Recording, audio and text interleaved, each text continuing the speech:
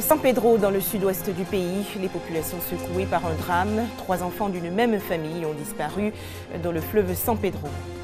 Dans cette édition également, un dossier sur la sinusite. Cette maladie empêche un drainage adéquat de la sécrétion des sinus. Enfin, nous reviendrons ce soir sur la grande crise économique déclenchée aux États-Unis le 24 octobre 1929. Bonsoir à tous, Madame, Monsieur, bienvenue sur RTI 2.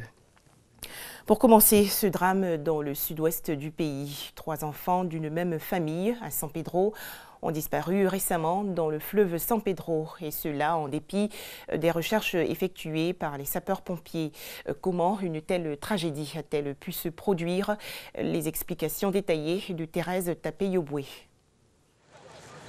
Vendredi 14h à San Pedro. Nous sommes à l'entrée de la ville, après le corridor de Subres-Sassandra, où se trouve le fleuve San Pedro. C'est dans ce fleuve qu'ont péri 3 enfants de la même famille. Ils étaient âgés respectivement de 11, 14 et 23 ans.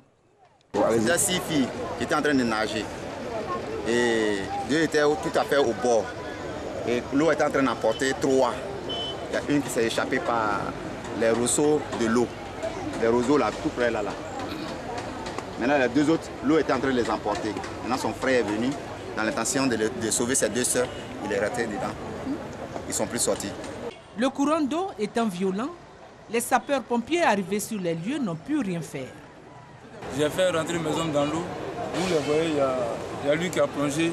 Il y a un autre, ils ont plongé. On a cherché jusqu'au fond là-bas. On n'a pas pu avoir de gain de cause. 2 corps ont été repêchés. Les recherches se poursuivent pour retrouver la 3e victime. Un coup dur pour les camarades de jeu des enfants. Ils sont inconsolables. Les eaux apparemment calmes sont très souvent dangereuses. Et même les malades mentaux, comme celui-ci, s'en méfient. 24 octobre, c'est aujourd'hui la journée mondiale de lutte contre la poliomyélite. Il s'agit surtout de sensibiliser les populations à l'importance des vaccinations anti-polio. En Côte d'Ivoire, la vigilance est toujours de mise. Le pays a été certifié sans polio par l'Organisation mondiale de la santé en novembre 2015. Malgré cette avancée dans le combat contre la polio, le ministère de la Santé et de l'Hygiène publique renforce son action sur le terrain. On fait le point avec Sita Soro. Novembre 2015, la Côte d'Ivoire est déclarée pays libéré de la poliomyélite. De 1994 à 2011, on n'a dénombré que 114 cas. La persistance de la maladie dans certains pays de la sous-région, tels que le Nigeria, a freiné cet élan d'éradication. Des campagnes de vaccination conjointes ont été menées avec certains pays. Il y a eu des campagnes de vaccination, on parlait de JNV, Journée nationale de vaccination, et la vaccination aussi de routine. On fait des vaccinations qu'on appelle synchronisées. On l'a fait en Côte d'Ivoire, au Burkina, au Mali, dans tous les pays qui sont dans le même bloc, on fait la vaccination en même temps, de sorte que si même un enfant doit voyager d'un pays à un autre, cet enfant-là puisse avoir accès à la vaccination pendant cette période. Depuis juillet 2011, aucun nouveau cas n'a donc été enregistré en Côte d'Ivoire. Le Premier ministre Daniel Kablan-Duncan a préconisé en juillet 2015 l'introduction en Côte d'Ivoire du vaccin antipoliomyélitique inactivé VPI pour des vaccinations de routine. Environ 650 000 enfants ont été pris en compte par cette vaccination. Elle signalait ainsi le début de la phase finale des efforts d'éradication de la poliomyélite. La tendance que nous avons dans la lutte contre la poliomyélite, c'est d'utiliser le vaccin polio oral au début, une goutte de polio dans la bouche des enfants selon le calendrier. Et ensuite, lorsque on a atteint le stade que nous avons actuellement, pays libre de poliomyélite, on passe à la phase de polio injectable. Aujourd'hui, la Côte d'Ivoire peut se féliciter d'avoir accompli une prouesse. Mais la vigilance doit rester de mise. Ce que nous devons faire, c'est d'avoir un bon système de surveillance épidémiologique pour détecter toute l'apparition d'un cas éventuel de poliomyélite. L'autre chose qu'il faut maintenir, c'est la vaccination.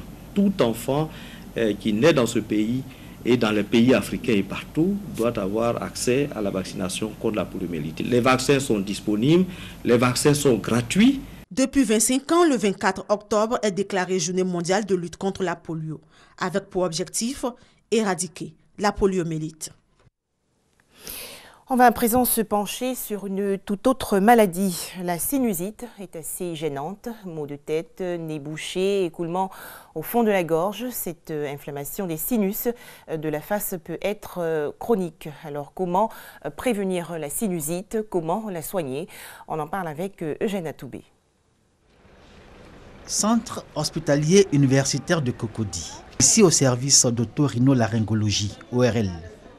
L'ORL est la spécialité en médecine qui s'occupe des maladies des oreilles, du larynx, de la gorge et du nez. De tous les patients reçus en consultation dans les services ORL, les plus nombreux sont ceux souffrant de la sinusite, selon les médecins traitants. Quand il y a une sinusite qu'on appuie dans cette zone, généralement le patient a mal.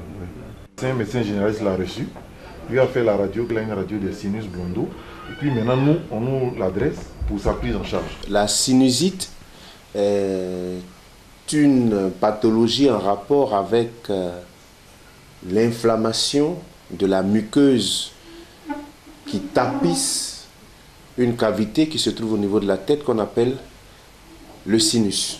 Les personnes atteintes de cette maladie ne sont pas toutes logées à la même enseigne. Leur chance de guérison est en fonction de la forme de la maladie, selon qu'il s'agit d'une sinusite aiguë ou d'une sinusite chronique provoquée, elle, par des allergies. Les sinusites aiguës sont des sinusites infectieuses. Ce sont des sinusites curables, c'est-à-dire bactériennes traitées par antibiotiques qui régressent. Ensuite, vous avez les sinusites chroniques qui sont la plupart du temps des sinusites en rapport avec le milieu dans lequel nous vivons, c'est-à-dire les sinusites allergiques. Cette sinusite allergique, on l'a de façon continue, c'est-à-dire elle sous-tend notre existence. Le service ORL du CHU de Cocody ne désemplit pas. Dans la plupart des cas, les patients arrivent en consultation à un stade avancé de cette maladie. J'avais pensé que c'était la saison qui faisait que j'avais le rhume. Au lieu que ce soit un simple rhume, c'est des odeurs qui se dégagèrent avec des douleurs au niveau, dans l'intervalle des yeux, du nez. Et donc le docteur m'a fait savoir qu'il s'agit actuellement d'une infection. Je travaille dans un centre qui se trouve près d'une décharge. J'avais des difficultés au niveau de la tête. Je sentais vraiment des mauvaises odeurs. Il a dit comme ça qu'il y avait des malades qui avaient la sinusite et qui avaient ces nausées qui ne finissaient pas. Le médecin m'a demandé de faire le blondo. Et ça a démontré que j'avais la sinusite. Selon l'Organisation mondiale de la santé OMS, 20% de la population mondiale souffre d'infections rhino-sinusitaires. En Côte d'Ivoire, on estime à 4 millions le nombre de personnes atteintes de sinusite. Maladie apparemment bénigne, mais que les spécialistes en ORL qualifient de tueuse silencieuse lorsqu'elle atteint les méninges. Une complication qui peut être évitée. Toute maladie chronique, malheureusement, qui s'étale dans le temps, va détériorer la qualité de vie du patient. Il est très important de voir rapidement un spécialiste ORL devant des symptômes comme l'écoulement nasal ou comme les éternuements, surtout s'ils s'inscrivent dans la durée. Le traitement est cher, parce que le traitement est long. Si les autorités pouvaient aussi nous aider dans ce sens, ça allait nous arranger. Sur la question de la guérison, le débat reste ouvert entre la médecine moderne et la médecine traditionnelle, représentée par les naturothérapeutes qui promettent une guérison en moins de temps et à moindre coût. La sinusite se guérit. Cette guérison consiste à faire drainer la glaire infectée contenue dans les cavités, qui sont nombre de 4. Les cavités des sinus maxillaires, ethmoïdales, frontales et sphénoïdales. Il faut vider. Il n'y a pas 1000 solutions. La sinusite aiguë est une sinusite bactérienne qui se guérit par un traitement antibiotique. La sinusite chronique, en rapport avec une rhinite allergique, se guérit par le traitement de ces épisodes de réchauffement. Mais la rhinite allergique, elle, ne se guérit pas.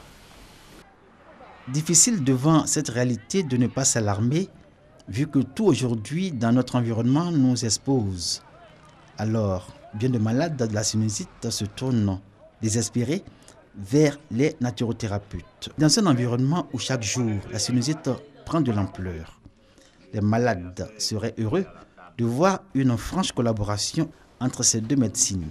Pour l'heure et malgré son ampleur, la sinusite n'est pas encore déclarée problème de santé publique par l'Organisation mondiale de la santé, OMS. Environ 80 morts et près de 600 blessés dans le déraillement d'un train à Ezeka, dans le centre du Cameroun. Ce drame vient rappeler qu'au cours des dernières décennies, le continent africain a été beaucoup touché par les accidents ferroviaires. Retour ce soir sur ces catastrophes survenues dans l'ouest, l'est, le centre et le nord de l'Afrique. Ami Koulibaly. Le Cameroun est en deuil. Vendredi, un train assurant la liaison entre Yaoundé et Douala a déraillé aux abords de la ville d'Ezeka dans le centre du pays. Bilan, 79 morts et plus de 500 blessés. Cet accident de train est le second en Afrique en un mois. En Côte d'Ivoire, en septembre, un pont a cédé sous le poids d'un train de marchandises qui relie Abidjan à Ouagadougou. Il n'y a eu aucune perte en vie humaine, mais les dégâts matériels étaient énormes. Le pont ferroviaire du fleuve Nzi, vieux de plus de 100 ans, présentait des signes de vétusté. En 2015, en Tunisie, 18 personnes ont perdu la vie dans une collision d'un train et d'un camion. L'enquête a conclu à un défaut de signalisation au passage à niveau. Avril 2014, en République démocratique du Congo, un train de marchandises a déraillé dans le sud-est du pays. Bilan, 60 morts et 160 blessés. L'accident serait lié à l'emballement du moteur. Égypte 2012. La collision d'un bus et d'un train provoque la mort d'une cinquantaine d'enfants et du chauffeur du bus. L'accident avait même entraîné la démission du ministre des Transports de l'époque. Mai 2009, au Sénégal, un train qui relie Dakar à Bamako sort des rails. 5 personnes perdent la vie. Août 2007, la République démocratique du Congo est de nouveau frappée par un deuil. La défaillance technique d'un train a encore coûté la vie à plus de 71 personnes. Ces accidents ferroviaires en Afrique pourraient être liés au manque d'entretien des infrastructures et aussi aux surcharges, sans oublier la vétusté des rails et des trains.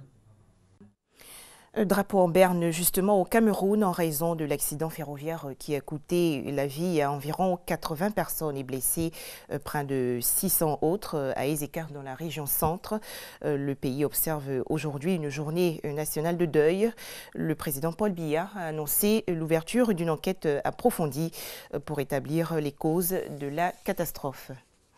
Enfin, le 24 octobre 1929 survint la terrible crise boursière à Wall Street aux États-Unis. Ce crash a déstabilisé les politiques économiques de nombreux pays. Conséquence, les faillites des banques, entreprises et commerces se sont multipliées. Le chômage et la pauvreté ont explosé dans le monde. Les explications de Franck Quadio. Le crash de 1929, le fameux jeudi noir. Un 24 octobre à Wall Street, la crise boursière mondiale est tragiquement vécue par des centaines de personnes. Retour sur les faits. 2 jours plus tôt, Irving Fisher, un économiste, affirmait que le prix des actions était trop bas. Les spéculateurs, depuis quelque temps, en étaient conscients. C'était désormais à qui vendra le plus rapidement ses actions. Quel est le contexte? Notons que le crash de 1929 est consécutif à un cycle de spéculation dont les origines remontent au début des années 20. Le phénomène est amplifié par le nouveau système d'achat à crédit d'actions nommé le call loan. Les investisseurs de tout acabit peuvent acheter des titres avec une couverture de seulement 10%. En clair, pour $10 achetés par exemple, on peut déposer que $1. Des centaines de milliers de ménages empruntent pour spéculer à la bourse et comptent revendre leurs actions pour rembourser leurs dettes.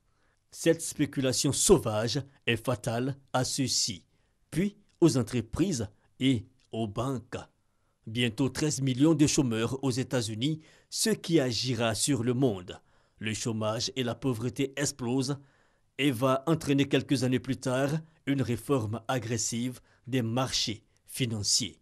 Pour de nombreux experts, c'est ce crash boursier qui, déstabilisant les politiques économiques européennes, Donc l'économie allemande aurait favorisé l'arrivée au pouvoir de Hitler et de ses partisans en 1931 à la suite du retrait brutal des capitaux américains d'Allemagne. Et c'est la fin de cette édition. Merci de nous avoir suivis. À demain à 19h30.